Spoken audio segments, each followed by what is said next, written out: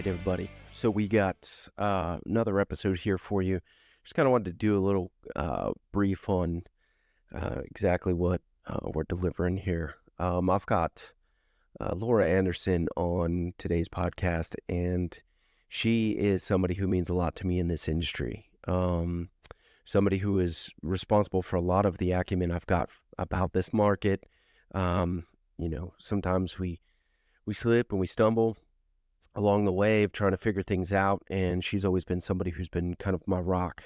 I've always been able to call her and ask for some of her advice, and a lot of times some support.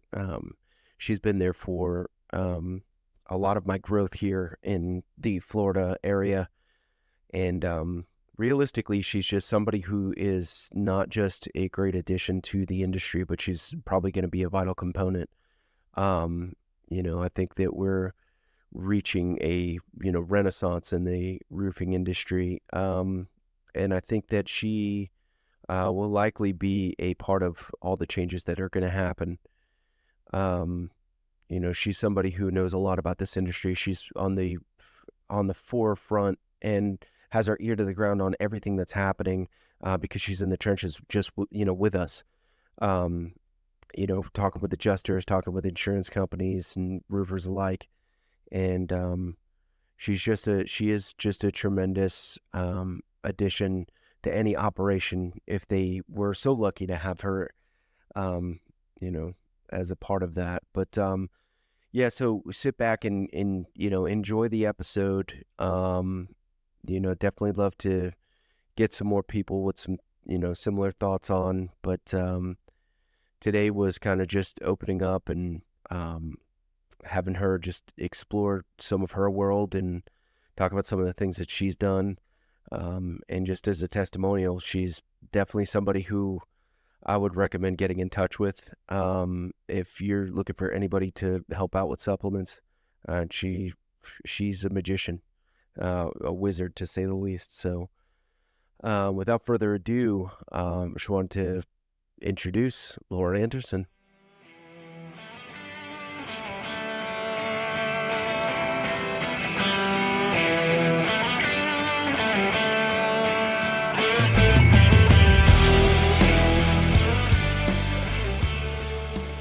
All right, we are recording. All right, everybody. For those of you tuning in, I am very pleased to announce a very special guest, near and dear to my heart, somebody who has in turn made me a lot of money, and also is probably one of the key elements to my success down here in the Florida market. When I was coming from Georgia and I came into Florida, she was very, very helpful. She became a quick resource of mine, and anytime I had a question, I was stumped. This is the person I called, even above some of my public adjuster friends. So without further ado, I'd like to introduce Laura Anderson. Laura. Hey, Adam, how you doing this morning? How you doing? Thank you so I'm much for doing doing good. this. Oh, I'm very honored to be a part of this. And your compliments are just really wonderful. It feels good to know that that I help people so much. Well, you do. I don't. So for those of you listeners, you don't know, Laura does supplement writing. She's the best one I've ever seen. And you have a recent, you just opened your own company, right? Well, yeah, I've had my own supplement company for about 6 years. Mm. Um, but I just recently, about 2 weeks ago, my husband and I actually went in partners and we opened our own roofing company down here in Port St. Lucie, Florida. Beautiful. What's it called? It's called Hurricane Roofing. We are doing a joint venture with some other people, and we're really excited. We've been working for other roofing people for quite some time, and it's just nice to actually be able to have some control over the quality and the production and, some other things that, you just want to make sure that everything's perfect. And, it's time to go out on our own. We've learned a lot from a lot of people, and we've worked with some really awesome people that that have I, really helped us grow. And, this is just another stage of scaling. I bet it's nice too that you're not making someone else money now. Like because I know that I had that frustration being sales rep, and then I've had a couple different duties as far as like managerial sales, and I'm always looking at it's hard not to look at the stuff that you're making for someone else. Yeah, it is. But in that time that I was making for somebody else, I was getting something out of it too because I was learning and I was growing. I mean, Yeah, there's so much to learn in this business, and a lot of people, a lot of old timers would consider me a newbie. I've only been in this business since 2016, but I mean, I learned something new every day. maybe When maybe they'd call you new, but here's what I think in regards to that. Like, so I find you to be one of the most knowledgeable people I've ever met in the industry, and I think because this game up until about 2012, 2000, and probably about 2015, it was the same thing. I mean, there was no radical changes.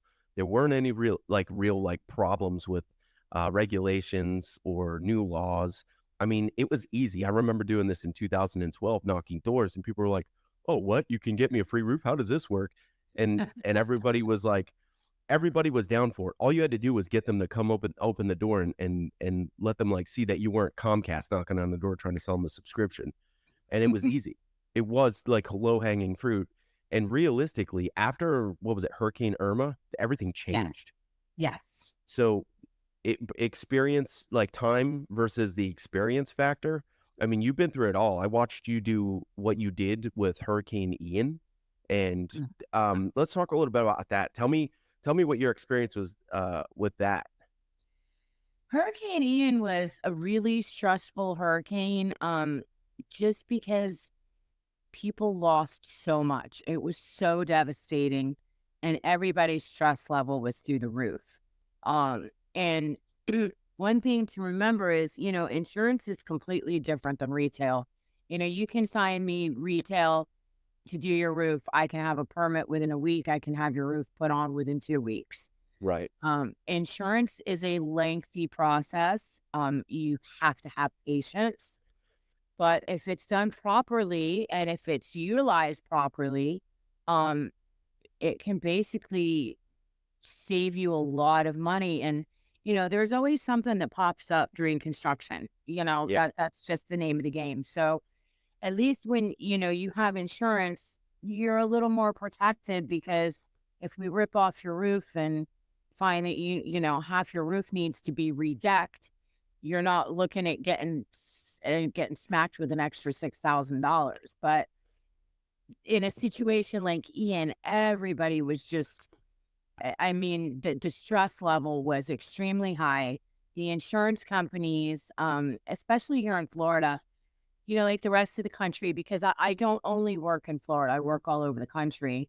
What The states? rest, I'm in, let's see, Iowa, Illinois, Minnesota, Wisconsin, um, Iowa, Illinois, Minnesota, Wisconsin, Kansas, Missouri, North Carolina, and I'm looking to go into Pennsylvania, I believe.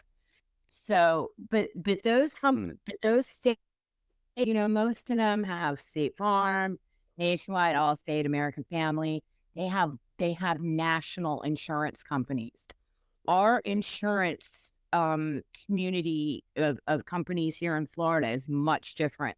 Most of our insurance companies are Florida specific companies. We Mm-hmm. have Universal Property and Casualty, Citizens. We have Lloyd's of London, which if you have Lloyd's of London as your insurer, please call your agent immediately. Um, we have like Slide and Kin, and they're more Florida-based insurance companies. So when a disaster happens like Ian, excuse me, and you're dealing with a smaller Florida-based insurance company, they don't have the resources or the manpower of a nationwide company like, say, State Farm.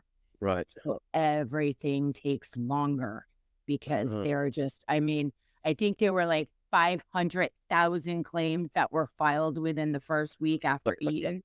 So that tends to throw a little bit of mud in the cogs, Yeah, things they were. I remember specifically, and you were actually working a lot of our claims for the Ian, yes. but I do remember specifically that we were having adjusters drop like flies, and I know that they were all cat guys, but I mean, like, it Mhm. was ridiculous because it was like they'd have 7 or 8 different adjusters on one claim. Oh yeah, they were playing, and that's the thing about insurance companies is delay, deny, defer. Hmm. And that's I mean, I wouldn't say that they were doing that on purpose. A lot of what happened with Ian is they were hiring adjusters from all over the country, just come in and Yeah. get on roofs and adjust claims. Yep. But Yep. that is also a tactic by the insurance company because once they transfer the file to a new adjuster, the whole thing has to, not the whole thing, but whatever stage the claim is at has to Right. start all over again. So And I a don't. basic breakdown of what I basically do. There's two ways that I do it. In a situation like after Ian, a lot of the adjusters come out and there's obvious damage. I mean, Mhm. Ian was like a no-brainer. When Right. half the roof is gone, there's really no way to get around that. And the adjusters just say, send me your estimate and send me your photos. So that's one thing that I do is I would write the estimate from scratch, like just, Right. based off of photos because I don't have time to go on site very often.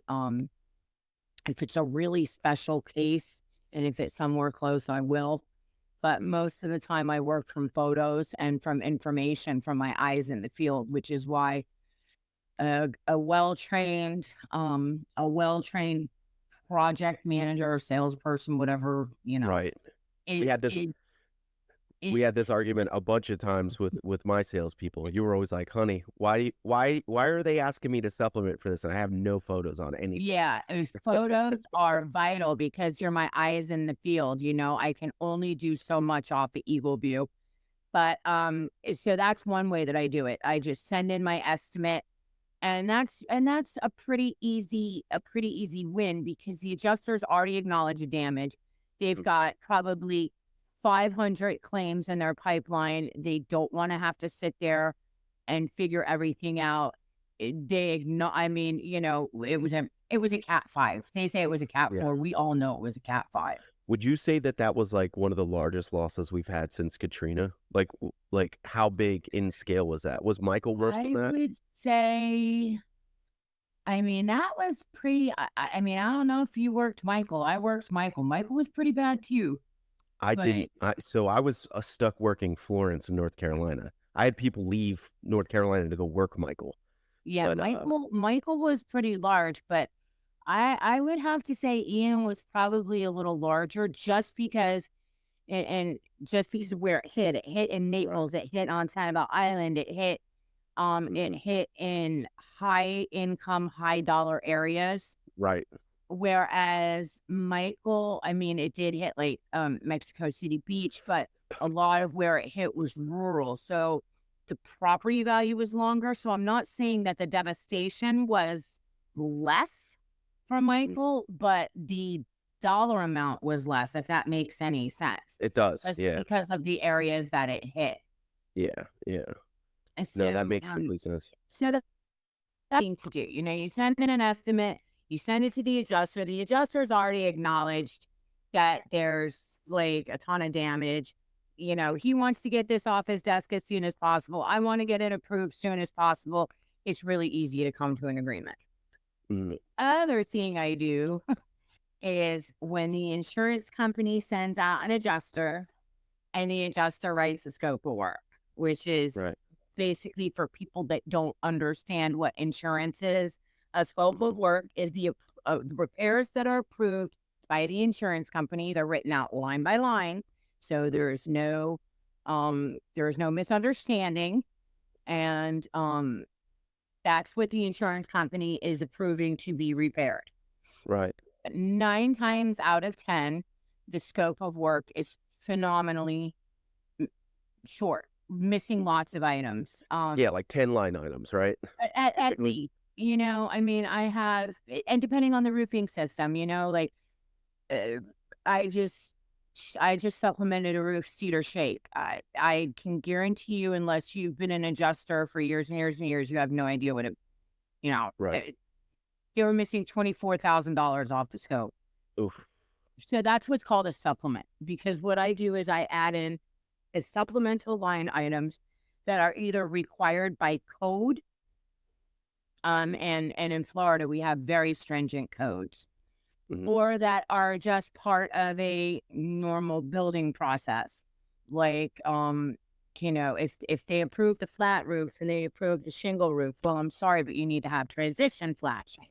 Um, there's all kinds of little things that they leave off. And I mean, honestly, I don't know if they do this out of ignorance or if they do this because if the average homeowner will look at it and say, "Oh, well, they just gave me $15,000 for Right. my roof. I'm really lucky." Exactly. And they I just feel like it's the latter. and they just take it and walk because they feel like they've been taken care of, but they're not fully indemnified because it doesn't take into account all the codes. So Um, were they just doing, like, let's say they were giving people $17,000 for their roof and some other items, right?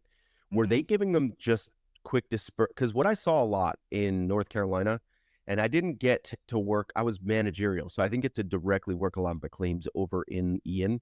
But were they handing out like quick disbursements? So like if they were giving them 17K, they were giving them that as the ACV.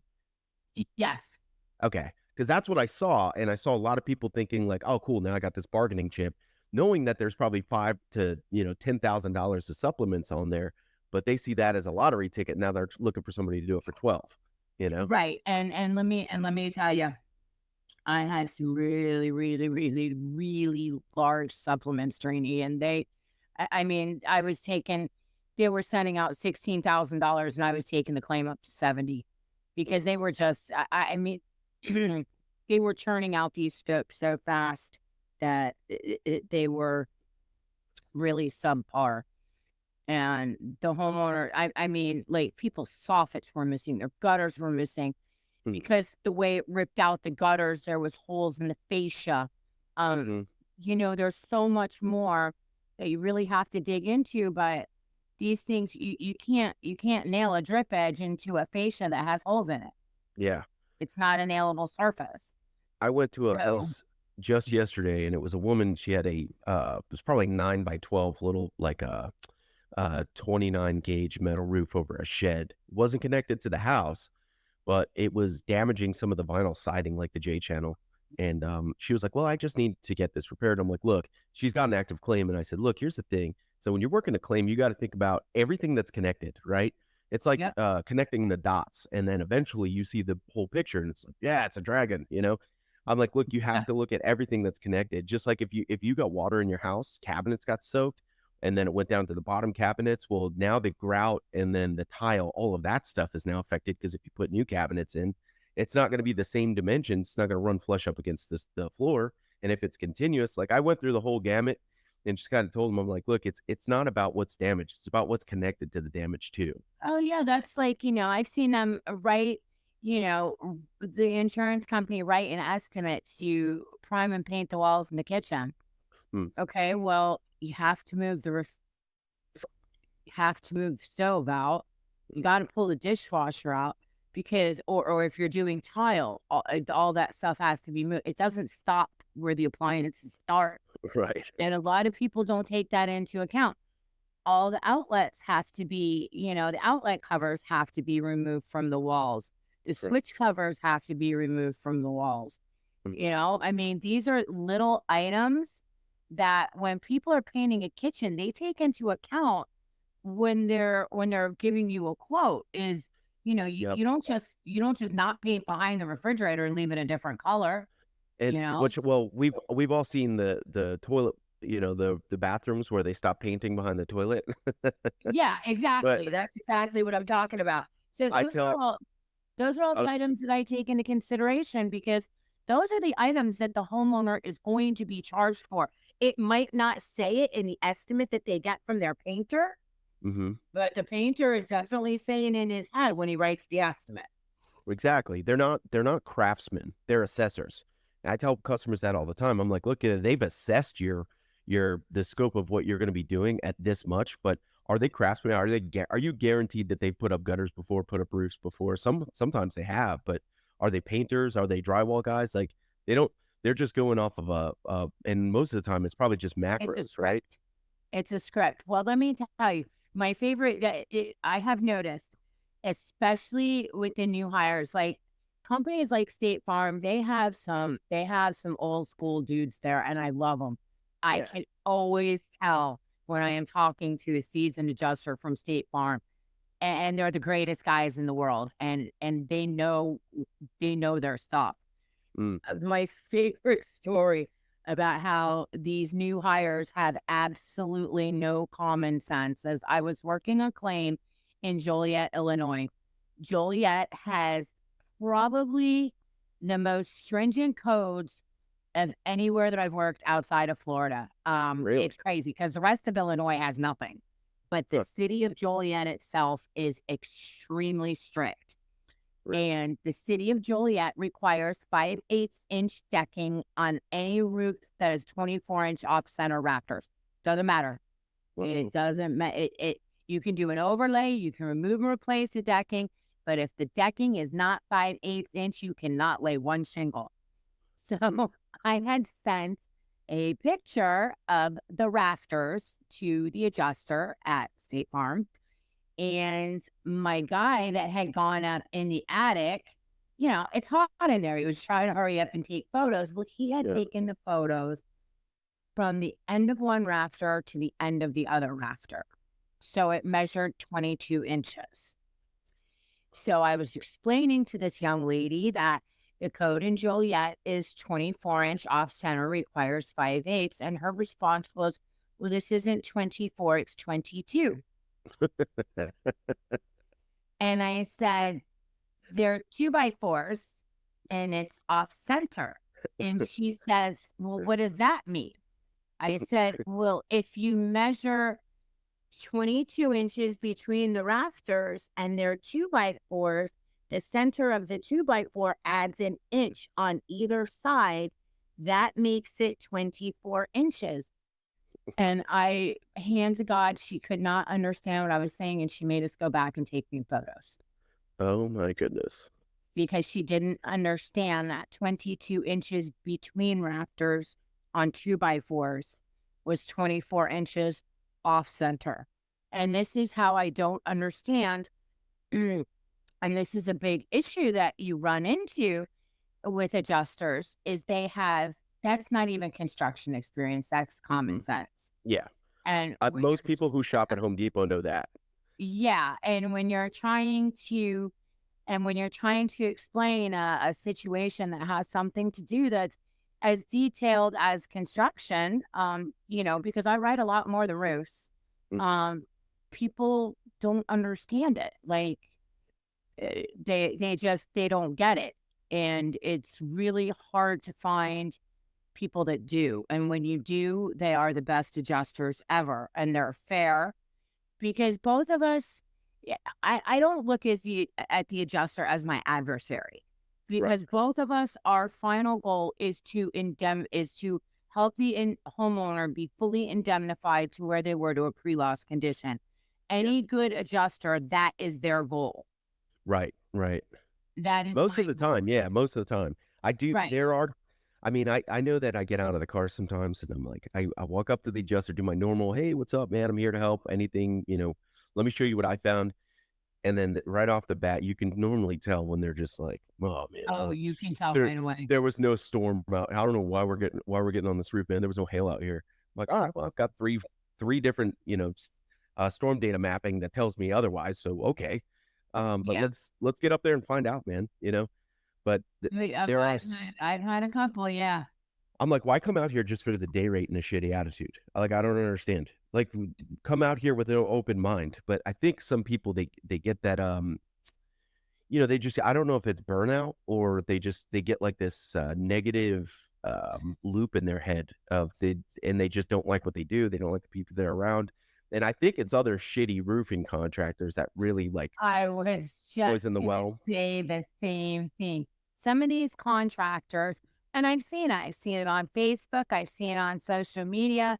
You know, there are people in this industry who I won't name by name that Mhm, kind of pride themselves on being jackasses mhm. and confrontational with adjusters. And so then every once in a while the homeowner calls in a claim and gives them their contractor information, and the adjuster's already got this preconceived notion that he's going to have to deal with a bunch of BS from the contractor because unfortunately there are a bunch of contractors like that. And to me that just doesn't make any sense. I am always very friendly, very congenial. I always do my best to, like find some common ground and have a good speaking. I mean, it I doesn't always agree. work, but I agree.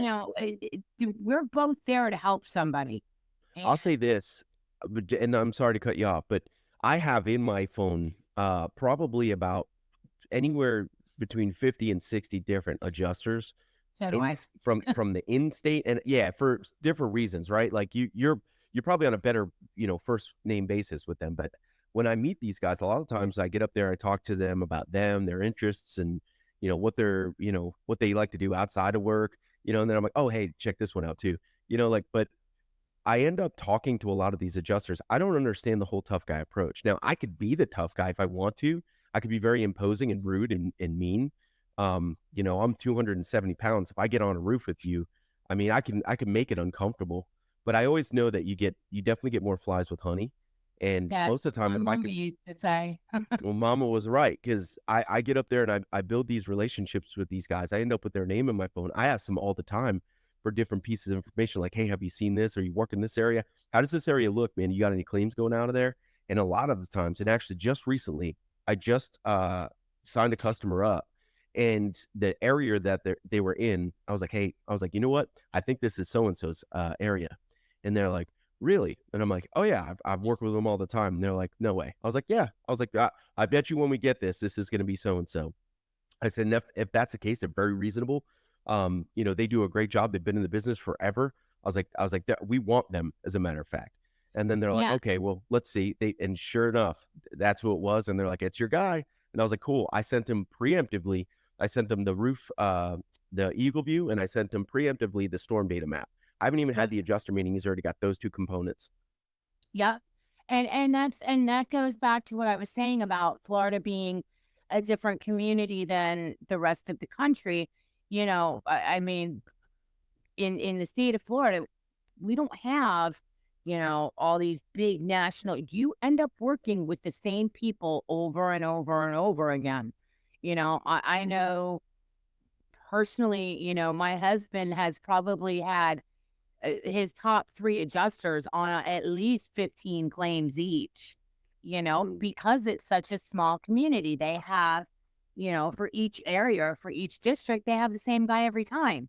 So Now, if you start the first one confrontational, 15 roofs later, you're going through 15 roofs where he's going to do nothing but give you a hard time because you were a not friendly person the very first time he met you. so I have where I work now, which shall remain nameless for the time being, but where I work now, I just came back and started working with them this year, but I cut my teeth with them really. And when we would get on the roofs, because it was in Georgia and it was kind of a small community like that too, was the Atlanta market. And what we would do is they trained us on how to do the adjuster meetings, don't be confrontational and all that. But a lot of the times I would hear discussions of people getting on roofs with adjusters, and then the managers would be talking like, yeah, he went out there and gave so and so a hard time and blah blah blah. And that would get back to our managerial staff because those guys talked to all of our managers. Those managers talked to them. They were on, buddy, they went hunting with them most of the time. Right. And I learned very quickly that it's a small circle. And not only do they talk to the other roofers, they talk to other adjusters too. They Yeah. they get that information gets around. So if you're out there and you're being a prick, like it's pretty clear that you're a prick. And if your company is filled with pricks, it's pretty clear that you just it's run by just a shit outfit. You will get And red flagged faster than you can mhm. say Jimmy John's. Yep. You can see the look on their face, man. I've worked for companies where I didn't know that, and I've gotten on board, and I can see the adjuster's face just do look shit. Like when I Yep. roll up, I got a wrap vehicle, and they're like, "Damn, dude." And I'm like, "Hey, what's up?" And then they give me the whole scoop, and I find out who I'm working for, and I'm like, "Shit, I didn't know." Yeah. Yeah, and you know what else will do that too? Filing filing unwarranted claims. Yeah. Yeah. I have and I guess I get a bit of pushback from some of my contractors because they'll send me a claim and it's been denied, and I am really good at flipping denials or Yeah, you are. replacements into full roof repairs. You I are am b very good at very that. good. I Yes, you know all are. the codes, I know all the laws, I know all the ins and outs, but I will only do it if it's warranted. Mm, I have had, and this is something that I've been getting, especially more in the past um 4 months, maybe. I mean, we have like dime size hail, and everybody runs out and thinks it's a hailstorm. right. Honey, dime size hail is not hail. I mean, Yeah. I mean, it is hail, but it's not damaging hail. Yeah. And, Most of the and time, it's they're using that as a way to get old damage bought. exactly. Mhm. And, I'll get photos and there's no chalk on the roof. There's no collateral damages to the soft metals. I mean, I'm seeing a bunch of degranularization. There's no crease shingles from the wind. There's no debris in the tar line showing. And these are all things that you need to use. Debris in the tar line. That means that when the wind blows, the shingle goes up and a bunch of gunk blows under the shingle and the shingle can't reseal. So that Right. means that the shingle is in a state of failure because it's not functioning as originally intended. Mhm. You That taught me is that actually. damage. Creasing. It shows that the shingle's flapping back and forth in the wind and that is brittle. That is damage.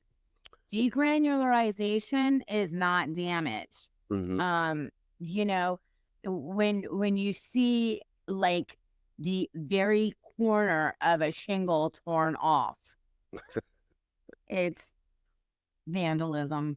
I was just about to say, I wasn't gonna say it. I But wasn't gonna say it. I was like, so "That's and, mechanical."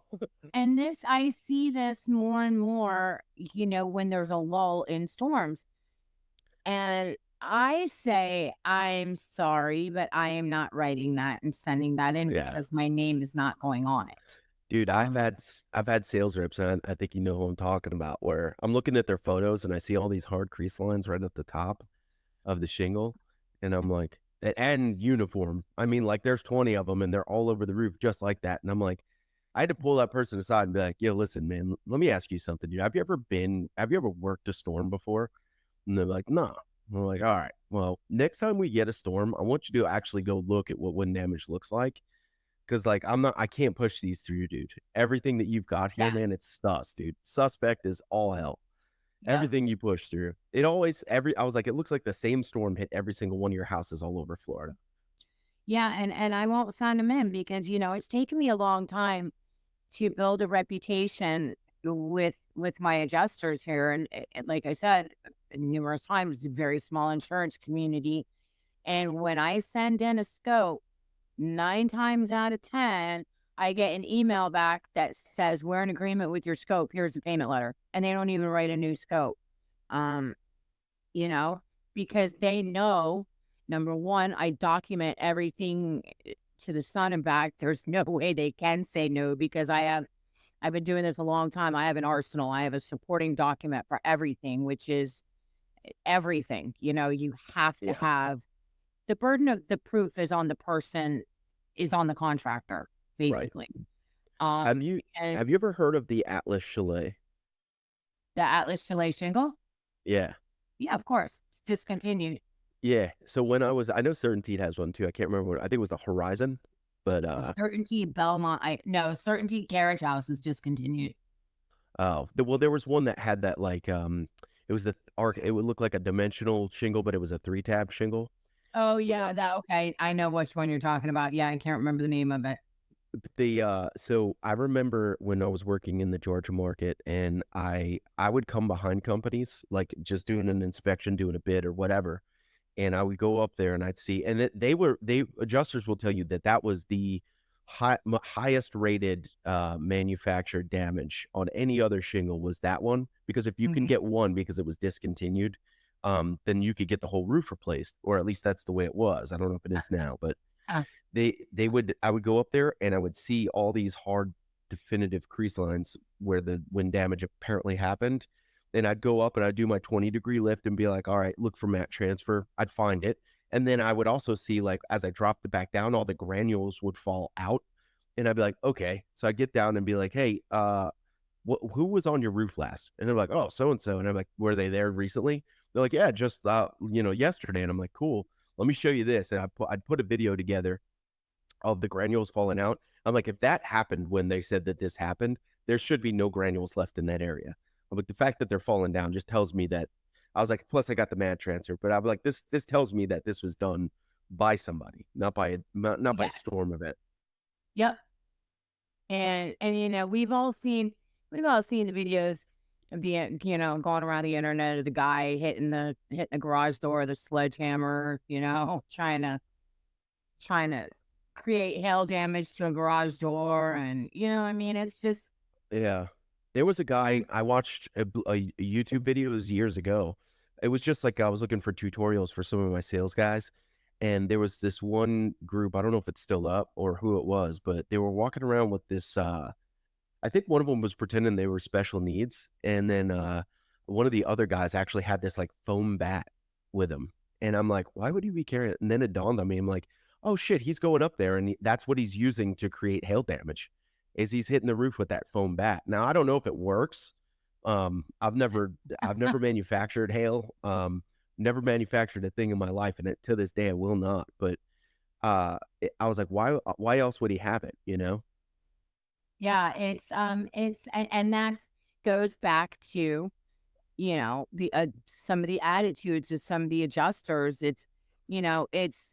It's not fair because it hasn't been you that specifically done that, but there are a lot of people in the industry that ruin it for a lot of the other people in the industry, with adjusters and with homeowners, with Yeah, both. there. I mean, our every doesn't matter what company you work for. Our name's getting dragged through the mud right now. I mean, signing bullshit claims, sending everything directly to an attorney without even getting them inspected. Like Yes. we've got a lot of bullshit, and that's one of the things I was going to ask you about. Maybe it's a nice time to segue into it. Somebody asked me. Remember, I had Adam, the one who does restoration. You actually supplied me that Yes, contact. I know Adam. I use him for my shrink wrap. Yeah, yeah, he's the bomb. I love that dude. I love Um, him. He's awesome. but we actually brought you up on our podcast, but he was asking me like what I thought was going to happen to the industry. You know, like what with all the new laws and things like that. And I have my opinions, but I'm curious to know what you think. Well, I do think that the UPPA is pushing back on some of these laws. And I do think that there is going to be a happy medium. I think these laws were a knee jerk reaction to shiesty contractors. And what's Um, the UPPA? the United Policy Holder. Thanks. You just made my mind. I'm sorry, dude. I only just because I don't know. So I've It's heard of it, the but I don't know what it stands for. it's the United. Oh my God, I know this. It's okay. It's a group that formed. It's got John Hodling, um, who is a major claims litigation attorney, Hmm. and a bunch of other big wigs in the industry. They got together and they formed a coalition, and it's basically to fight for the rights of contractors and homeowners within this industry. They were the one that helped out with the SB 76, right? Yeah, so they Okay. are yeah, so they're a pretty good group of people that are pretty powerful. And they're fighting a lot of unjust insurance laws. They've got some really heavy hitter attorneys on board. Mm. Um, I remember being terrified of SB 76, thinking my whole career was over, and I was like, "Well, I guess I can go back to selling, cable or something." I was like, I didn't know what the hell I was eh, gonna do, because remember at the time I was doing tarps, and I was like, "Well, shit, if the claims go away," I'm like, "How does it affect restoration?" And, um, but somebody had told me, and maybe it was you actually, where you were like, "Well, you gotta understand something, that the insurance company is going to want to do this, but then they also have to deal with banks, because banks are the ones who are holding all the mortgages for these properties. So if they yeah, can't get them insured, you think the banks are going to be like, yeah, sure, don't insure, like, and they go hand in hand. So I was like, yes. oh, damn, that's a good point. I didn't even consider that. I wasn't necessarily as forward thinking. I was just kind of deer in the headlights kind of thing. Yeah, so I think that some of the laws might be a little modified. Honestly, I haven't really had any the of course they did away with AOBs. Mhm. And honestly, even when AOBs were in play, I never was really a fan of them because Yeah, never at any point should the homeowner not have control of their own claim. I agree. I wasn't a Um, fan either. and I know roofing companies that they have these homeowners sign this paperwork and they slip something in there, and before like they get the roof approved and they send it to their attorney even though the roof is approved to get more stuff. And it's like all that does is drag it out, make Yeah. it harder on the homeowner, because the whole time this homeowner has an open claim, um, if their insurance policy needs to be renewed and they have an open claim, that could lead to an issue, Well, so I worked for a company that copied that model, and I remember I would have customers waiting months, like 10 months, to put yeah, their roof on. They're like, "We got an active leak." Like, and they would talk about their neighbors. They're going through the same process. They got theirs done in a matter of months, like a couple of months. And they're like, yeah. "Why am I still waiting?" It it it And ruined then the the reputation. lawyer, and that leads me to believe that the owner of those companies has an arrangement where they're getting some kind of kickback from the lawyer, because, Well, then the that was lawyer what we takes, suspected. yeah, because why would you pay an attorney to take 33% of a claim that's already approved that just needs to be, Mhm, that just needs to be where it needs to be? Like me, I take 10% of whatever increase I get. mhm, and it's So well deserved. and it's I'm not a PA. I do not present myself as a PA. I write for contractors. So I Mm, can't discuss policy, but I don't need to discuss policy because all I'm trying to get approved is the scope. So I discuss the scope. right. Um I've thought about getting my PA license, but I'm kind of happy where I'm at. I'm not looking to,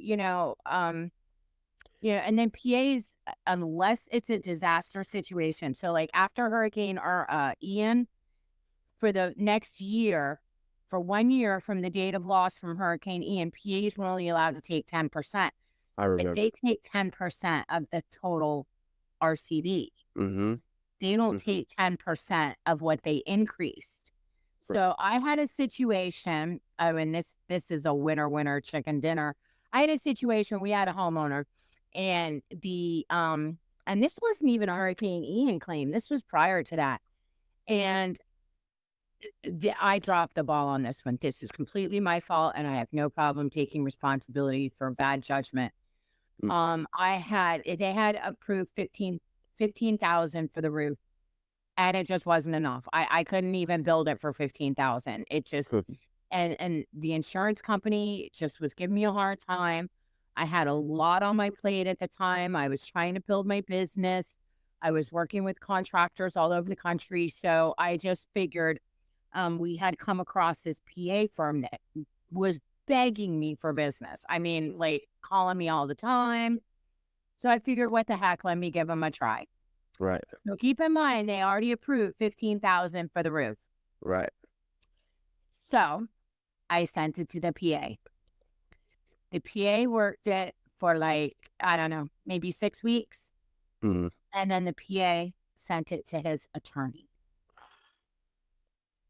A year later, they settled.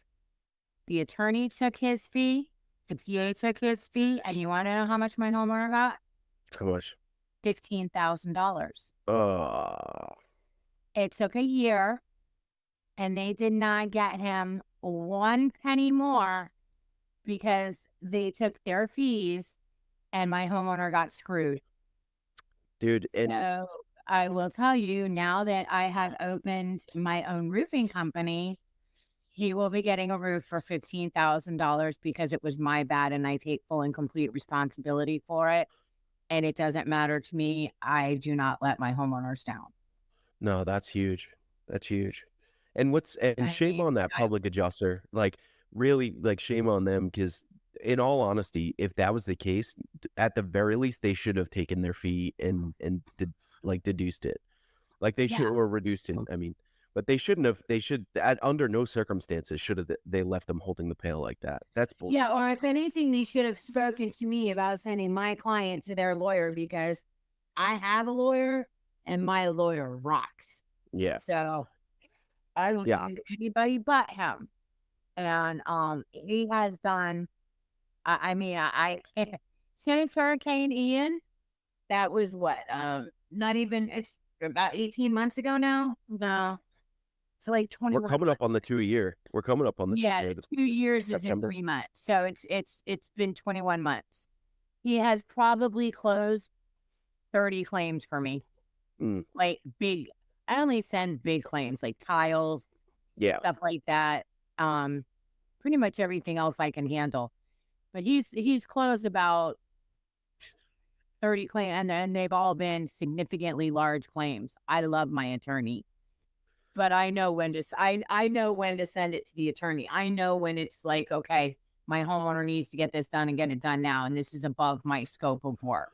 Yeah, at the very least, if you're getting him with an attorney, like I have one that's a big tile job, and I got Adam involved on it because the guy's got an active leak, and I'm like, look, this is not gonna be. They had approved water entry, like they approved that as like, oh yeah, water is the cause of damage on the interior, and I went up there and all the tiles were just cracked and slid out, and Yeah, like how'd the water get in there? It's just yeah, magically osmosis, it's right? it's right above the area too. I'm like, you got to be, and that's like where most of the damage is. And I'm like, you got to be shitting me. I'm like, does this? I was like, where are we suspecting this water came from? There's no pipes over here. Did it? Did it get soaked up from the groundwater? I'm like, there's no way, dude. So, anyway, that one ended up with an attorney. But what it did do, was it helped with the mitigation too, because now I don't have to fight or put the mitigation on there and then hope I get paid for it, because that's been a huge problem, especially since Ian is trying to get paid for Yes. your tarps and shit like that. Oh And those yeah, guys, definitely. they're like, ah, we don't do tarps, or they'll do a blue tarp, and then it's like that. Yeah, we're only doing this one for free, and then the rest of them. Well, I'll tell you, honey, we're already stockpiling tarps over here. Yeah, we probably should actually. We probably Yeah. should. Well, I mean, I follow.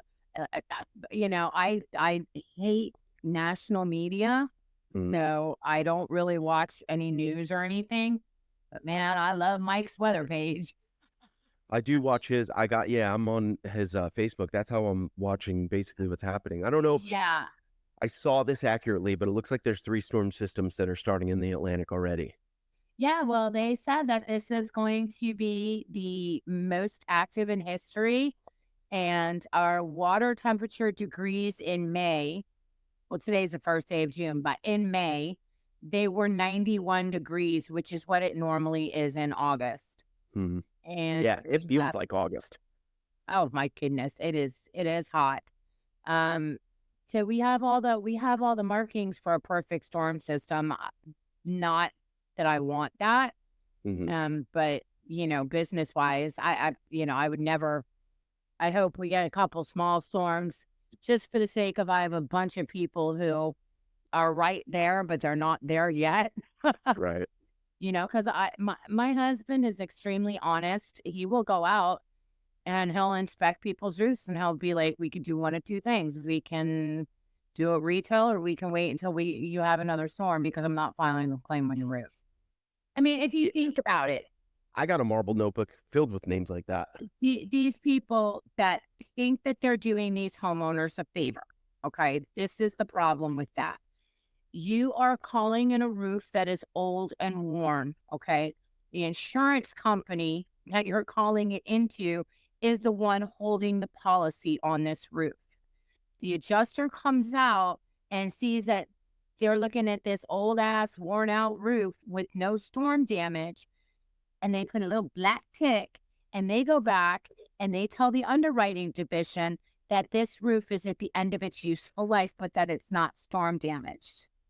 So then the homeowner gets a non-renewal notice, he gets a denial letter, and then he has to replace this roof out of pocket, or they're going to drop his insurance, and he's not going to be able to get insured by anybody unless he pays for a new roof out of pocket, unless he gets some lender backed 3 times as expensive with 1/10 the coverage policy. So all these people that are going out and calling in these fraudulent claims that have no standing are doing harm to the homeowner. Well, yeah, I mean, they'll write a claim or send a bullshit claim in, doesn't get approved, and then I've seen people get their insurance dropped, like or like Yeah. for Yeah, and because not you're for that calling the reason. insurance company's attention to the fact that their roof is in a state of failure, but it's not damaged. Right, right. And I mean, it's I've had damaged, but it's not from storm damage. And that's what these people need to think. We are in the industry. Yes, we're in this to make money. Any business is in it to make money, or else it wouldn't be a business. But the reason that I love what I do so much is the little 85-year-old lady that, is living on a fixed income, who is terrified because she needs a roof and doesn't know what she's going to do, or you know, the young or the family young family with one who's living income. paycheck to paycheck, that has 3 little kids and needs a new roof and they don't know what they're going to do. I get Right. to help those people, and my help, not to harm. And there's ways that you can harm people in this industry and put them in a really bad financial position. And you're not even thinking about, all you're thinking about is, oh, I want to get this claim signed. But but you're not. I mean, you can get the claim signed, but you're not going to get it approved. And you're just going to put these people with their back against the wall. And then what are they supposed to do? It's a Right. little 85-year-old lady living on Social Security, doesn't have $10,000, $15,000 laying around to come up with a roof. I mean, some do. Yeah. Most in this economy don't. Right. So it's something to think about. Like, when you're going out there, is this valid? Can I really help these people? And if you can't, walk away, because, dude, there's lots of roofs. Yeah. There's plenty out there. And honestly, like we saturate, I'm not saying that people shouldn't be doing this job. I'm not saying that at all. But what I am saying is that when we saturate this market with a bunch of people who yesterday, they were selling a car, or yesterday they were waiting tables, or, doing something completely just erroneous or unrelevant to the industry. Yeah. And then they come in and then, they might be great and they're signing all these claims, but they have zero training. They're just throwing spaghetti. And the only thing that's doing, and I've seen some videos online too recently where there's charismatic people out there trying to do some coaching and tell people how to do this job, and then getting up to homeowners and then they're combative, they're overbearing and really pushy, and I'm like, what, and like I don't And want to that's say how too they're much, training their people to be. And these people actually call themselves coaches and gurus.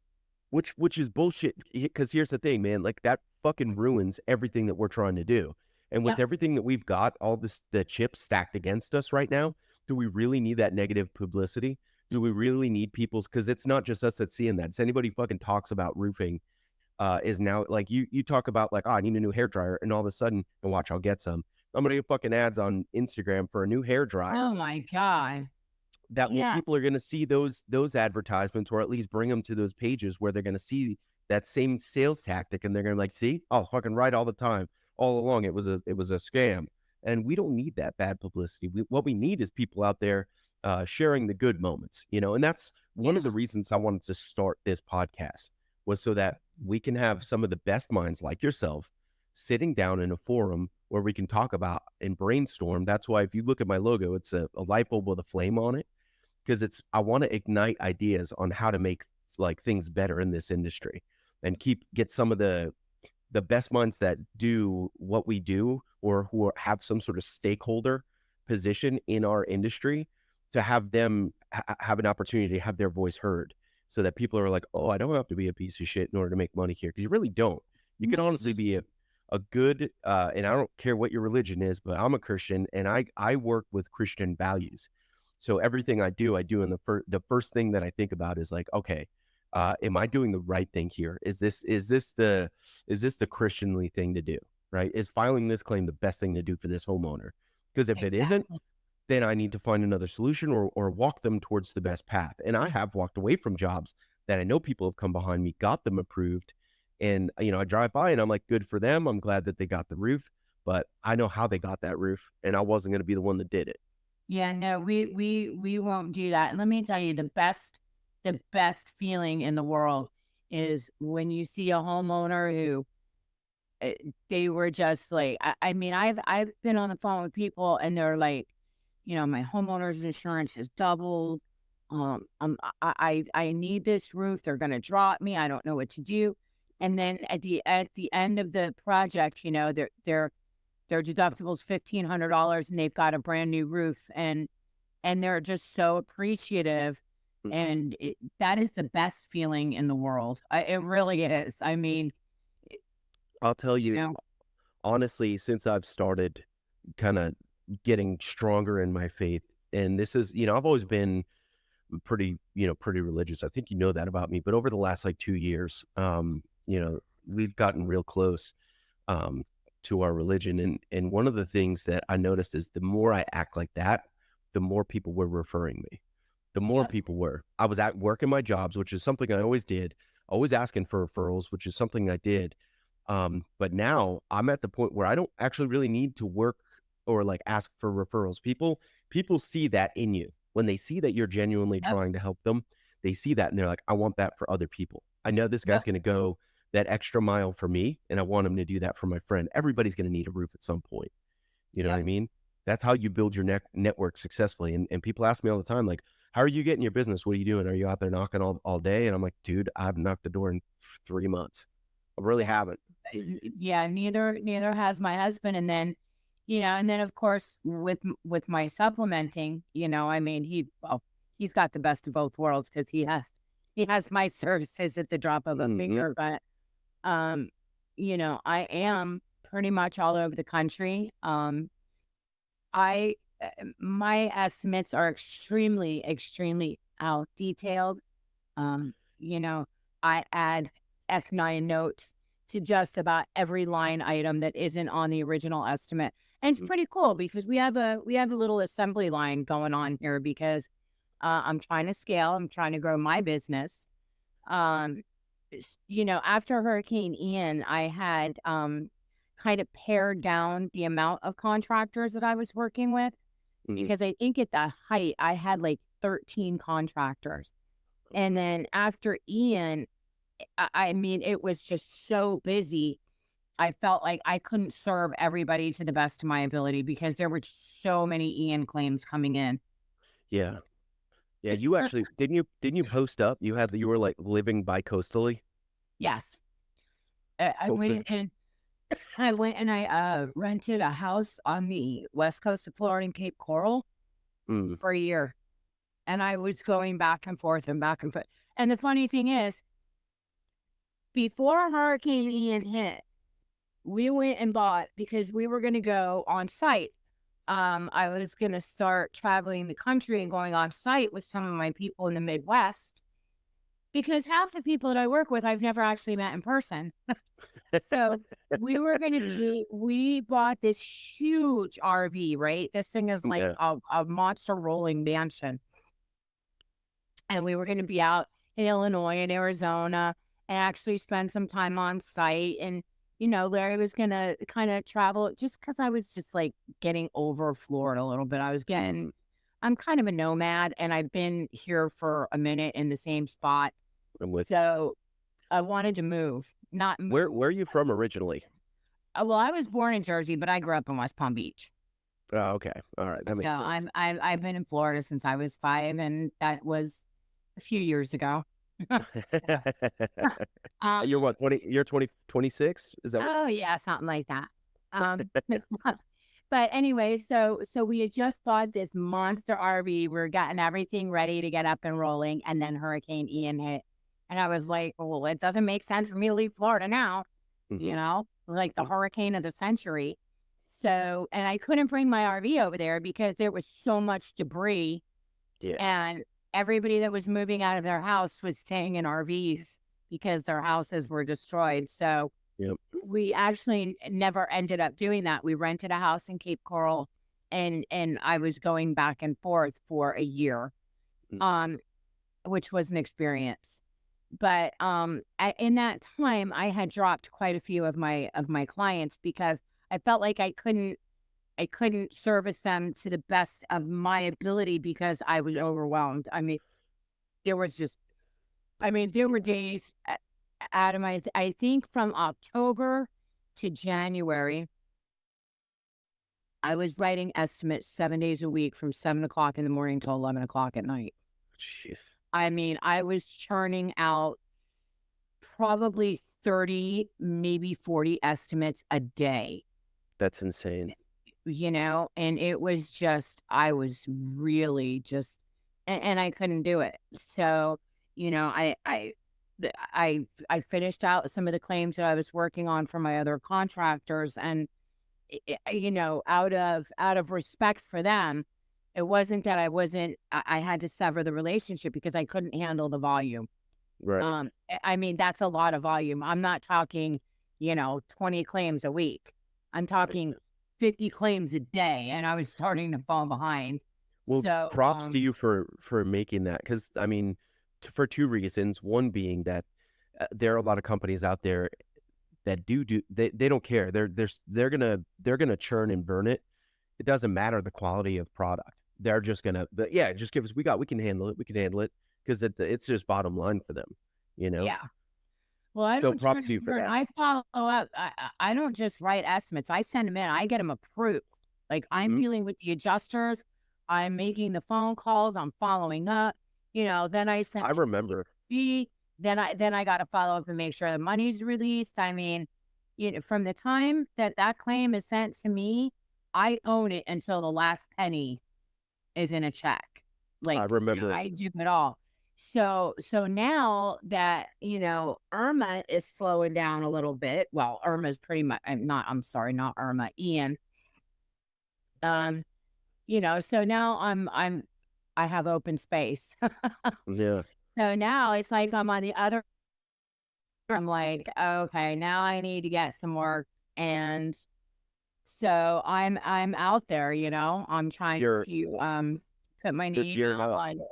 on some of the Facebook groups and some of the roofing sales claims groups, and trying to drum up a little bit of business because last year I would say that between all of the companies that I supplement for, and this is not one here, and I did 1.8 million in increases. Damn. And then I have one in Illinois. That was another one of my big ones. I did 1.3 million for them. So last year, all told, I would say that across the board for all of my contractors, I did over $5 million in supplements. Holy hell.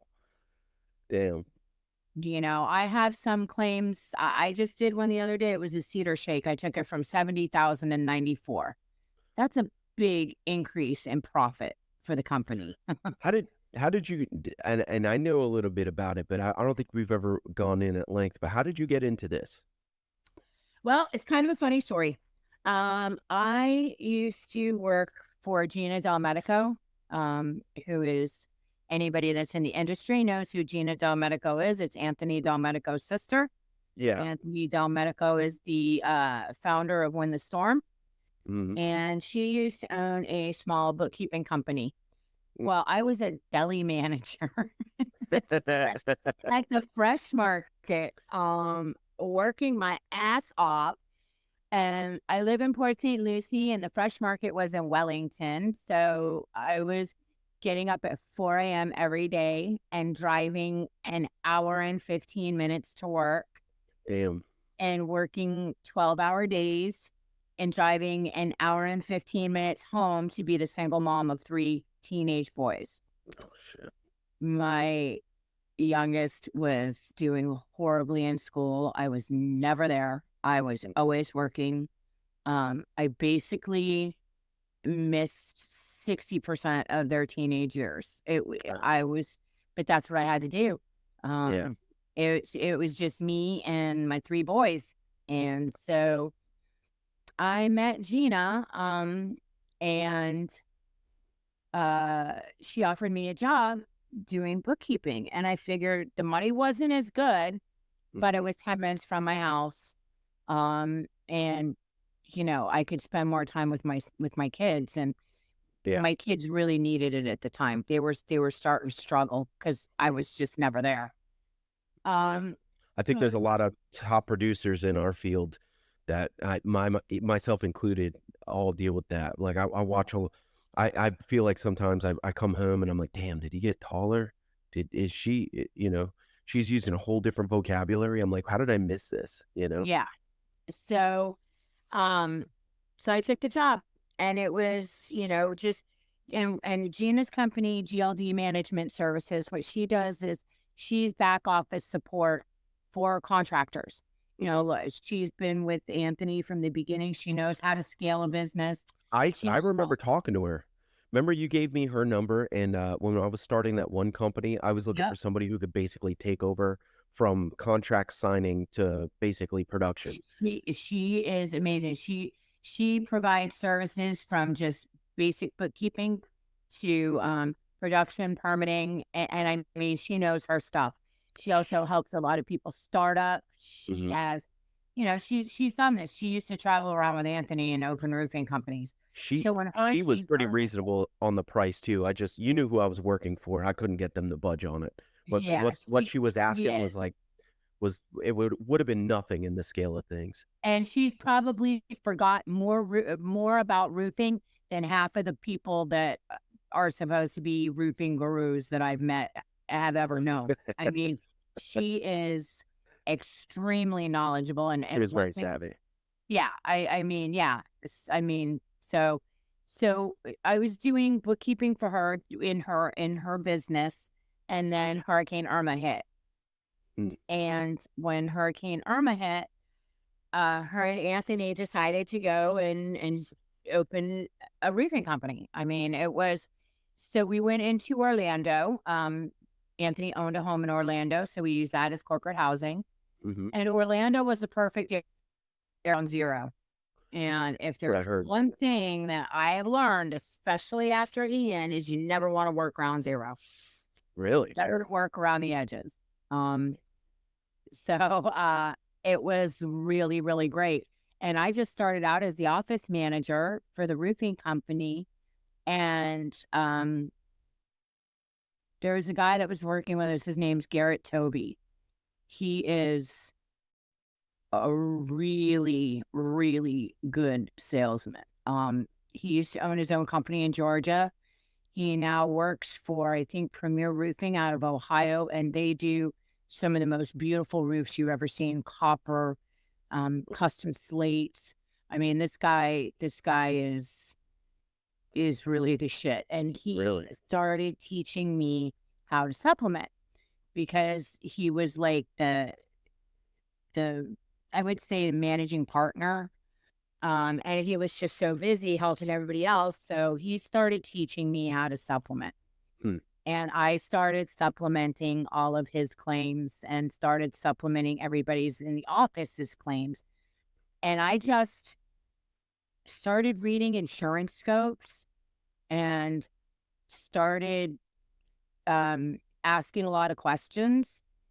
Everything that I have done is completely self-taught. I've taken one formal course, and it was basically how to sketch. So everything that I have learned is by talking to other people, talking to roofers, I've learned a lot from insurance adjusters, believe it or not, which is Same. crazy because some of us have really good conversations and they've given me advice, especially some of these old timers. Mm. Um, and then just a lot of actually going on, the code. I'll Google how to build this. I've got brochures from every kind of siding and I read them on how to do the installation. Mm. Um, so it just kind of morphed to this thing. And then I started getting really, really good at it. I'm Italian and Puerto Rican, so I love to argue. Um, so that like if this job plays into my nature because not that I'm confrontational, but I definitely like to get my point. You like a good debate. I love a good debate. So then, Gina started telling some of her clients, like, hey, man, Laura's really good at this. You should try her out. And that's kind of really how the whole thing started. And then word of mouth. I haven't really put myself out there in a long time. And I get calls from people asking me, hey, my buddy told me that you're really good at this.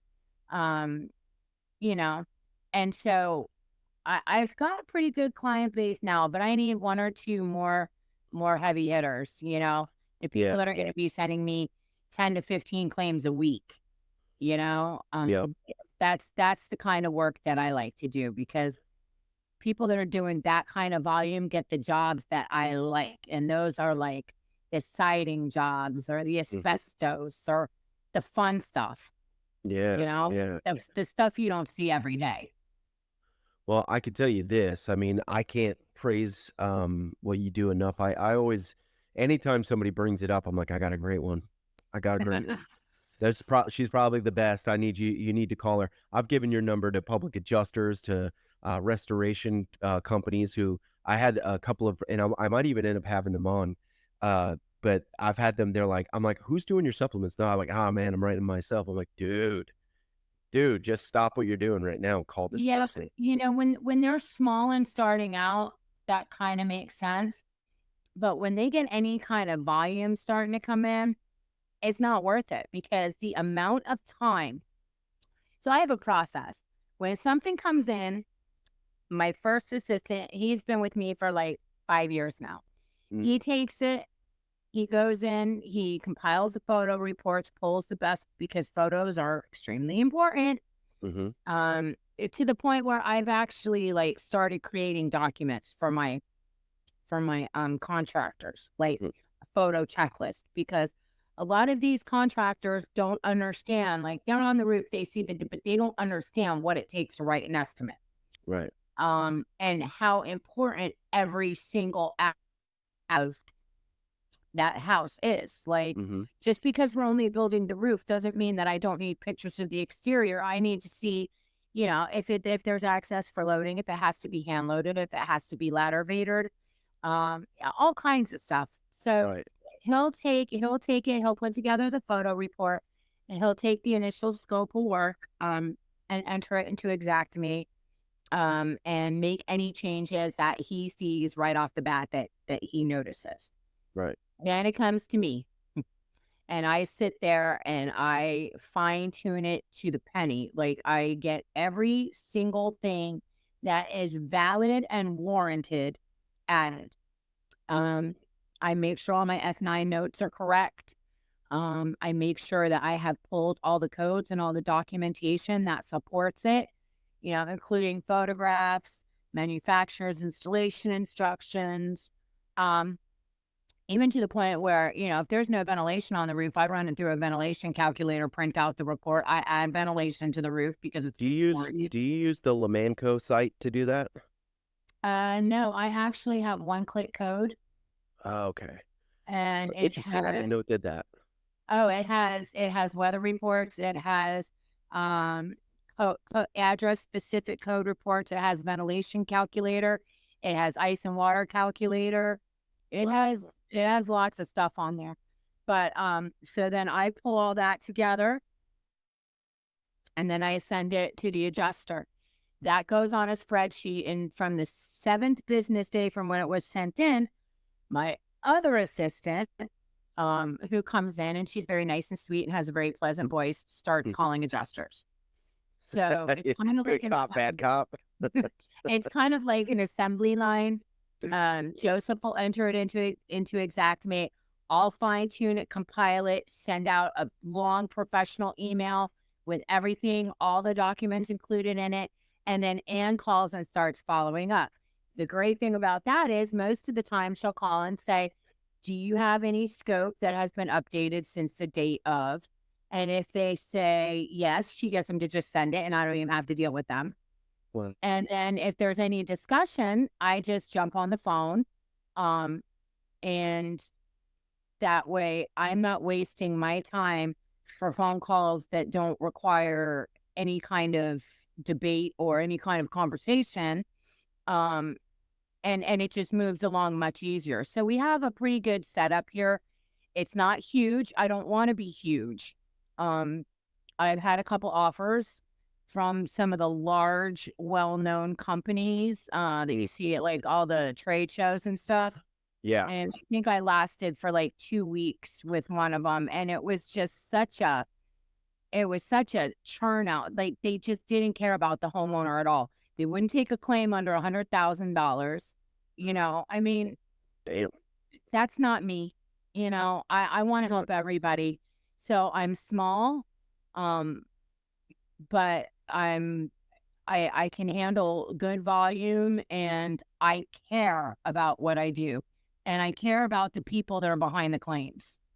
Yeah, I mean, as a testimonial, I mean, uh, I think, I don't think I could have gotten that company to do what it did without your help. I mean, I probably could have found somebody locally to do it, but I mean, there were times where, and you, again, you knew who I was working for, right? The kind of Oh people my that goodness. came in there, they were not roofers. They built 4 roofs and made 15% profit on all of it. When I first got there, and when they shared that with me, I said, "Oh shit." So for like the first like 4 or 5 months, they were listening to me when I was telling them, "All right, you can't do this, you got to do this, and don't do it that way. Stop saying that." But I was like, "Look, what we need is somebody who's going to take these claims and run with it, because I'm not going to have the time. I'm out there project managing on every single damn job, and most Yeah. everything that they built was from my pipeline." So I was like, "Look, we need to get somebody resourceful, and I know the person that we need." Like it was like God had opened the part of the season, was like, "Look, this is your opportunity to start working with Laura." Because I remember testifying about your expertise, and I worked for a few different outfits before I finally got settled, and every single one of them, I was like, look, we need to have this person. I remember working for a company that was around for 40 years, and their approach to the insurance game was like, we'll tell them to call the insurance, we'll write them a retail bid, and then tell them to call us back. I was like, you got to Yeah. shit me, you got to shit me. I was like, I'm not doing that. First off, I was like, I'll do everything. I said, but I'm not doing that. And then when I was like, all right, well, how are we going to, do we have a contract contingency? And they were like, yeah, what you're going to do is when the scope comes in, you're going to write an estimate for the same amount, and then you're going to send it to the insurance company. So I'm not doing that either.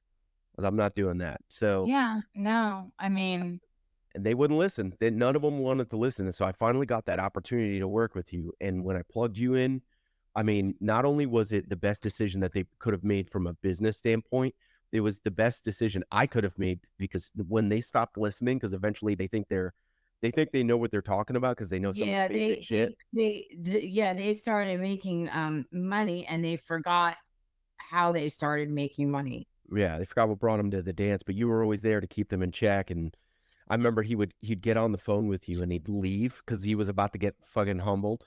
So he'd leave. He'd come back and be like, "All right, we're gonna do it this way." And we're like, "Okay, yeah." The way that I said, and I knew that Laura was gonna say, that's a smart idea. You know? Oh yeah, there were a couple times where I called him to the carpet just because, I mean, he would come down and he would have meetings with me, and I would tell him exactly what I needed done, and they would follow through on it for a little while, and then it would go by the wayside, and I don't think I ever. He was probably the harshest that I ever spoke to a client because he had such a good thing going, and he just would do the stupidest things. Yeah. I Yeah. don't. they're not doing hot now, but I mean, Yeah, well, that's, they lost two of it, their biggest assets, which was you and I. Not that yeah, I'm bragging, but realistically, I mean, to throw away two of your, and I mean, you know me, man. I was loyal to a fault. I mean, yes, you were. I did everything in my power to make sure that I was on I board with think it. I think I lasted about maybe 2 months after you left. Maybe not Yeah, very, yeah. not very. Yeah, it just there was no leadership at all whatsoever. Now, I wanted to ask you too, like, now there's a lot of training programs that are out there. I remember when I was first getting started, I actually I didn't buy it. I did buy her book, but I didn't buy the program because there was a lot of really useful content, and I was so busy that I was just kind of tuning in when I had some free time. But Becca Switzer has a supplement writing program, and there's a couple others that are out there. Like, what do you think of those? Um, well, I've never taken any of them, so I don't know. I do know that I have done a lot of my goodness. Um what's it called? Exactimate Mastery. Hmm. That she offers a lot of free like not podcasts, but like free web Yeah. Yeah, um that's the she stuff she also has published. yeah, she also has a lot of stuff on YouTube. Mhm. Um like I said, what I did was just and it's kind of hard because you do have to be careful what you say when you should always learn from somebody that's been doing this because when you are talking to an adjuster, there are things that if you say will get you in a lot of trouble. And I've heard they'll bait you. They will bait you. Those slimy ones, yes, they will definitely bait you. You're not an adjuster, you're a Mm. contractor. So you can't talk about their policy. You can't talk about anything other than the fact that I am considered an expert in my industry. Mhm. Okay. This is what it takes to build this property. I'm not here to negotiate price with you. I'm not here to negotiate policy with you. The only thing I am here to negotiate is the scope of work. And if you can tell me why this line item isn't warranted to build it to code, then that's what we are conversing about. So it's really important because you can say the wrong thing, you could destroy the claim, and you could lose whatever license for whatever contractor that you're submitting under. So Uh, you remember there was a while there where I was learning Xactimate, and I was basically writing Xactimate for pretty much my whole team, mhm. which hands down sucked because of the time that I didn't have it. And it was like, oh, did you get this done? Did you get this done? I'm like, yeah, it's at the top of the heap right now. Like I'm trying. But one of the things that I was coached when I was first taught the Xactimate and how to do it was for that reason, was to send scope only, not send any pricing on it. And then if they want the pricing, tell them to send you an email to that effect. What are your thoughts on that process? I've never heard that. That's a very interesting concept. Um, uh, yeah, that kind of would make it a little difficult because, well, so then the insurance company would need to just agree to the scope and then write their own scope with their pricing. Well, Is that how it would work is like I would basically write it up. I'd have all the pricing and then change it to where it said scope only. Send that. The reason he said, right? and I'm gonna actually have this guy on the podcast. He's been doing this for decades, and but he was telling me you don't want to be perceived as a public adjuster. So if you send that price, then it could be construed as negotiating. I don't know. I think honestly, and his most of his advice comes from very cover your ass kind of motif, if Yeah. you will. His everything was like, do not put yourself in hot water. And the reason I think he was like that was because he stands as like an expert witness in a lot of the trials that are happening in Miami that are like trying to determine what's happening with these laws, like the case law and stuff. And I think he's watching a lot of contractors get in the hot water for a bunch of these separate reasons. And he said that, and this is, I'm loosely quoting him, so it's not verbatim, but Uh-huh. that the hammer's coming down and the other shoe's going to drop on a lot of these contractors here that are acting like a public adjuster without knowing that they're acting like they're looking to make an example here short, like the Oh next yeah. couple of years. I used to um I will not send in an estimate on anything that we're actually not contracted to do Mm. because that is adjusting. If Or we're you not mean con- like for yeah, if we're interior not work? contracted to do the work, I'm not estimating it. No, I won't. Interesting. Yeah, I guess I So never really made that delineation from because yes, how many scopes have I seen that where the interior's on it? I yeah, don't. I was since these new laws came into effect. Yeah.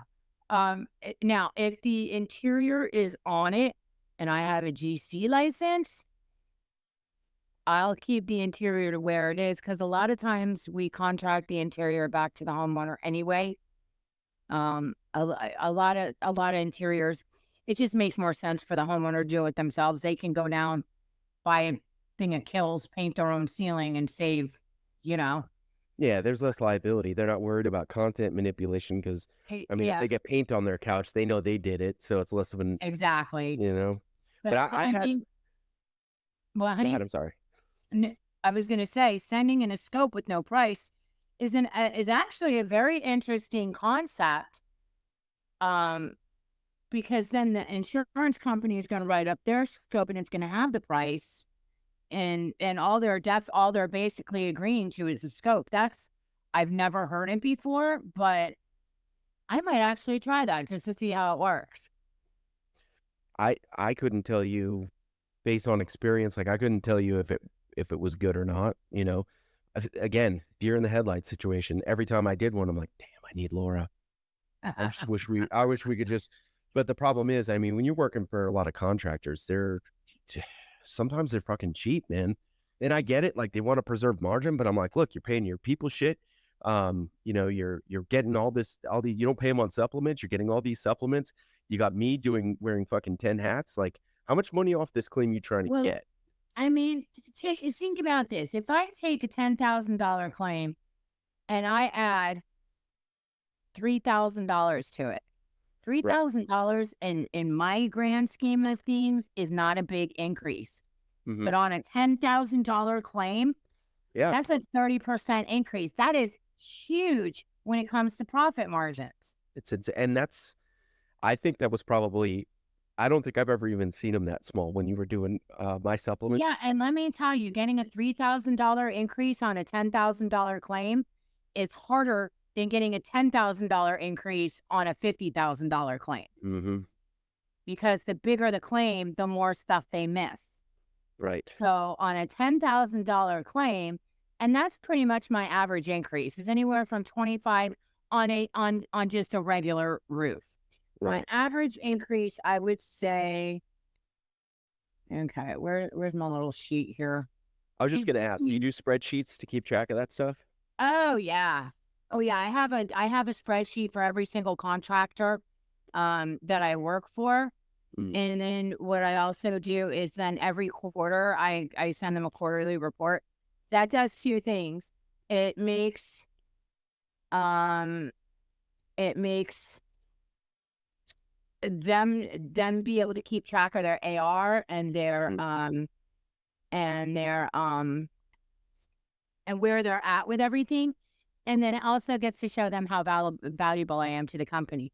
Because when they get a Huh. report that shows that, like in the first quarter, so this is the end of May. I have one company, it's been kind of slow. I've already brought in $600,000 this year in supplements. I'll say this when I had an opportunity to do um a couple different levels of working in a roofing company.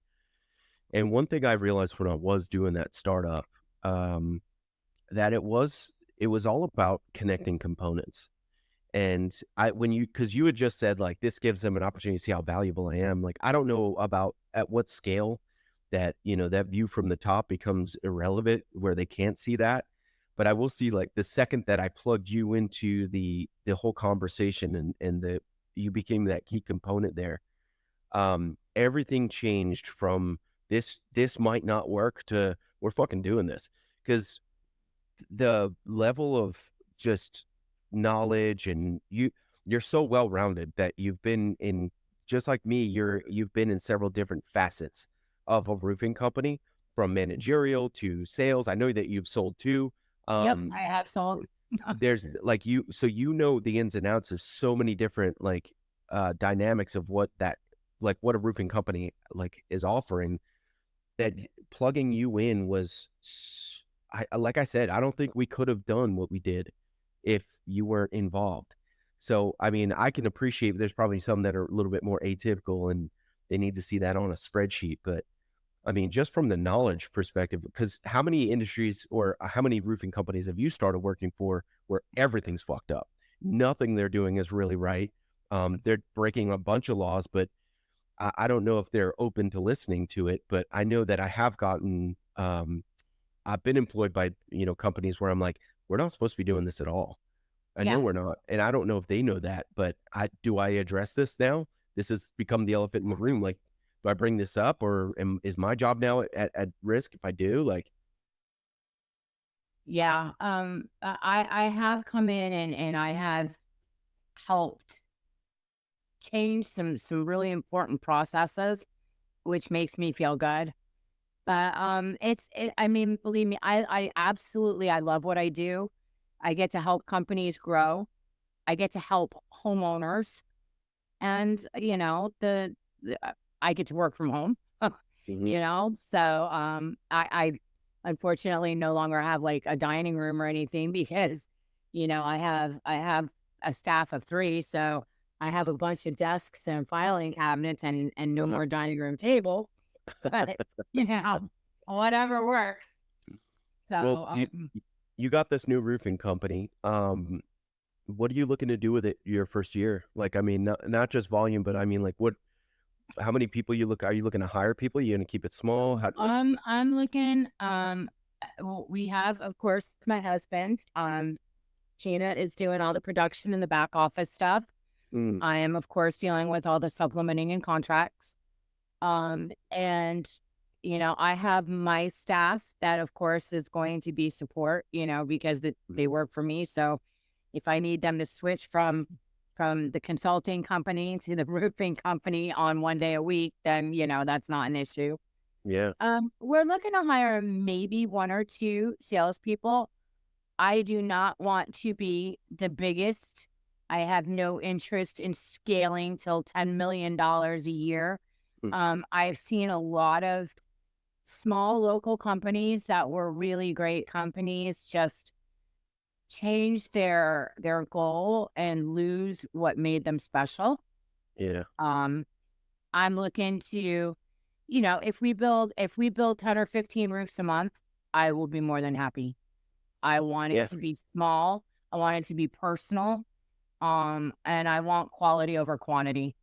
Um, What areas of Florida you think you're gonna be working? we're pretty much going to be like Jupiter, Martin County, St. Lucie County, Okeechobee County, and Indian River County for now. I mean, Yeah, we can go all over the state, but we're just getting started. So I want to try and stay kind of local, um, just because we want to make sure that we have Larry on site for every build. yeah, We're going to make sure that the quality is there. Little things like tarping the pool cages, tarping the mm, pools, making sure just the little stuff that slides through on jobs those little touches mean so much to the homeowner, you know? Um, so, I mean, uh, of course, I would like to make money off of it, and I'm sure we will. But we're not interested in being the biggest. We're just interested in doing the best that we can for our homeowners. okay. Let me ask you this: what's the talent like down there? Like, how is the hiring pool? For subs, Yeah, No, like, well, subs actually is a pretty good question too, but more along the lines for like sales associates. Like, how have you find like hiring down there? Is there a lot of Um, like experienced talent down there, or is it more like people just kind of get, winging it? well, I think right now, well, I have a friend who has been in roofing sales for a long time who was not happy where they were, so he's going to be coming over. And he's excellent. Um, and then, you got to remember, all my kids do this too. Oh yeah, that's right. My son Justin is in sales. Larry's son Cody is in sales, but he's since opened his own painting company. So that kind of goes hand in hand with the roofing company. So, you know, as far as like hiring salesmen, I would have to know them, and I know a lot of people in the roofing industry. Right. Um, I'm not interested. There's two ways to do it. Some people say, "Oh, well, I don't want to hire anybody with experience because they're set in their ways." Mm, Then, if you hire somebody green, you got to take all the time to train them, and yeah. you And know, if you give a shit, it's a lot of time. It's not it's a lot of time. realistically, you should be doing if you're gonna care and you're gonna hire a newbie, you should be doing like maybe one a quarter. Yeah, yeah, If you don't have the resources. Like it's just me and I'm realistic. I want to get it to where it's just one a quarter with the new guys because I need to show them everything from the ground up. I want them to shadow me and yep. I'm generous. I split my deals with them and stuff like that so that they're eating on the way up. But you know, I Honey, I I work with companies that their salespeople don't even know how to read an insurance code. I know people who've been doing this for years who still don't know how to do that. Like, You know, I'll say, okay, well, this is the approved scope of work. And then the next thing I know, I get a phone call from the salesperson saying, can you help me write a contract? And I'm like, yeah, I can. But I mean, like, aren't you gross profit? you yeah. know? But, Mm. yeah. So, I mean, I think like for right now, at least in the beginning, between Gina and I, we know so many people in this industry that if we need any additional help, it's not going to be an issue. Yeah. I remember Uh, being so impressed with Gina. oh, When I she's spoke amazing. when we spoke, it was like one of those instances, and it was the same thing with you that like I would speak, but the second you started dumping information, I'm like, let me shut up. You Yeah, know? you should probably have her on. Oh, if she's willing, I would love it. I can only Yeah, imagine.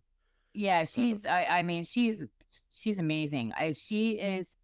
I mean, honestly, I pretty much owe my whole entire career to her because she taught me when I knew nothing. Mm. You know, she just, I mean, I just so, You and paid then that forward. by being with her, I got exposed to all the other people in the industry, excuse me, that I learned from. So it was really one of the most beneficial friendships I've ever had in my life. Well, I feel the same about you. I feel like Oh, you've got to pay that forward with me because I remember when I first came down here, up in the Georgia market, we chased 3-tab shingles because if it was architectural, we just unless there was like significant hail on it, which I've gotten them bought for hail, but never wind. And when I came down here, I remember getting on a roof, and I'm like, holy shit, this fucking thing is creased. I was like, that happens. I thought it was impossible. I really yeah. did. And I remember getting your contact information, and I was working for one of the biggest companies that are in, I would say Florida, but they're owned by another company that's huge in the Southeast. Mhm. And I remember trying to get you on board after I got your information on Facebook from a mutual friend. And I remember calling you and just asking you about stuff. And I remember you were telling me how it worked down here, and I was like, holy shit! I was like, it's a whole different ball game. But Oh, yeah. if I didn't have, It's completely different than Georgia. I yeah, mean, supplementing in Georgia, I mean, Georgia, you can literally get two chucks in a truck from Home Depot to do your roof. You don't even need mhm, a roofing license. right. Florida is a whole different monster. Well, to you, I mean, like I remember people writing supplements up there. Like I remember when they were starting to get creative at the outfit I was at. It was a big company, but I remember they were like they were trying to get porta potties and all sorts of like different shit to try and beef the claim up. And for a second there, it seemed like it was going to work, but it was actually starting to piss the adjusters off. Yeah. They were starting to be like, oh man, these guys are just going to fight me tooth and nail. Cause I don't know if they had many desk adjusters, or I'm not sure like what the difference was, but a lot of those guys were writing and working those claims up there. Like they were all Well, local guys. think of this. A porta potty, literally, if you write it for a roofing job that takes 2 days, it Mhm. literally adds maybe $250 to the scope of work. Mhm. What are you going to do if that desk adjuster drives by that job site just to be a douche and does not see a porta potty? Mhm. That's called insurance fraud. Yeah. So Uh, unless you are really going to have a porta potty, which most don't. Now, I do have a roofer that sends me photos of porta potties.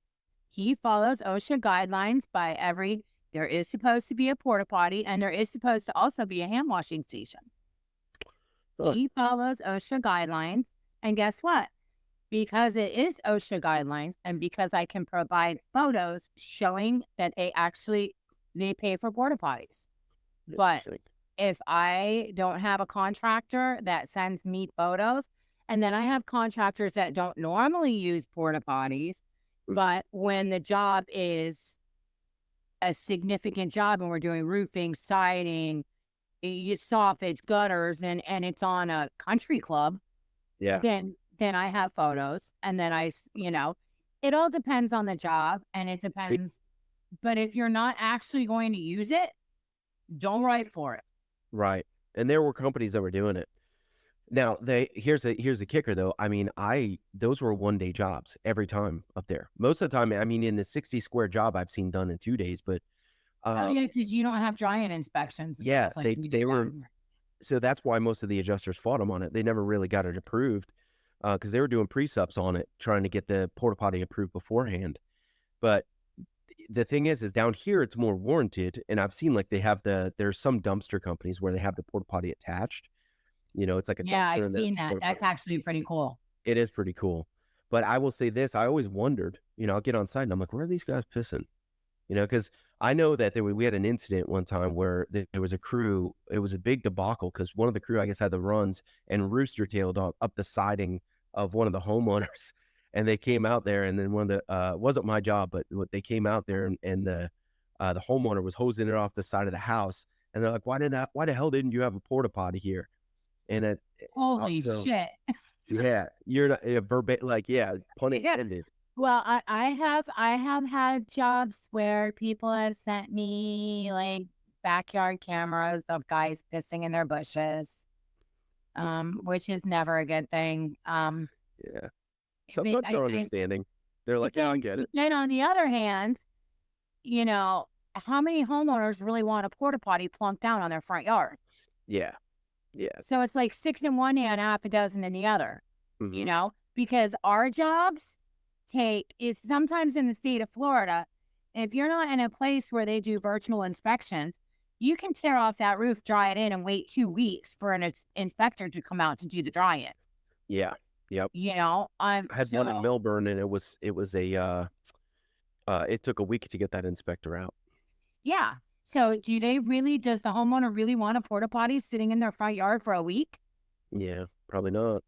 Because we're not going to bring it for for tear off and dry in, then take it away and then bring it back for install. That would end up costing more because you got to pay for the transport. Mhm. Mhm. So, it's kind of a difficult situation. That's, not Alright. really sure. So, well, I guess that's pretty much everything. I didn't think we were going to be talking this long. Wow. I told you it'll fly by. But yeah, I mean, I wanted to say, man, I'm so thankful, not just that you were able to come on. I was very excited to have you on from the inception and my thought of even doing this podcast. Um, but I'm also very thankful that I could call you a friend and an ally in the Oh, industry. you're going to stop it. That was so sweet. Well, I'll tell you what, maybe, once I get rid of the sty on my eye, which is why we're not on video, because I look like a cyclops. So of course, I've been talking to Adam about doing this podcast for about a month because I was on vacation. I went to see my sister. So I've been talking to him about it for a month, and then I come back, and don't you know, the very day I wake up and I have this huge sty on my right eye, which honestly hurts like hell, and I'm freaking out. And I'm like, Adam, I can't go on video. I look like a cyclops. Well, luckily we're using Skype and the video quality is so shit that Yeah. you couldn't see anything anyway. But I think most of the people who are going to be tuning into this are just going to be, listening to it. I imagine most of us are on the road and that's why it's on Spotify, is make it nice and easy so you can just jump over from Joe Rogan and listen to what we're bullshitting about and then Yeah, hop back in, right. you know. Well, I'll tell you what, maybe in about 6 months, I'll come up by you. We can actually sit down in the studio and both be on camera. Yeah, by then I'll have it figured out. I have one podcast I didn't even throw up yet because I didn't know that you couldn't plug two mics into the same console. You got to have like there's some technical difficulties that I wasn't aware of. So I have a whole good podcast. It's like 2 hours long, and I had to scrap the whole damn thing. Luckily, it's a friend, so they'll come back on. Yeah, well, honey, I would love to come back in a couple months. We can sit down, have a chat in person, and you know what? Every time my phone rings and I see Adam Roofman, I smile because I always know how wonderful you are. I appreciate it. That does mean a lot to me. You mean a lot to me, and you doing this means a lot to me. But Well, thank you, Adam. I really do appreciate you, and I wish you all the best with your podcast. And I'm sure we will talk soon. yes, ma'am. All right, All I'll right, talk to you honey, soon. have a great day. All right, bye, Laura. Bye.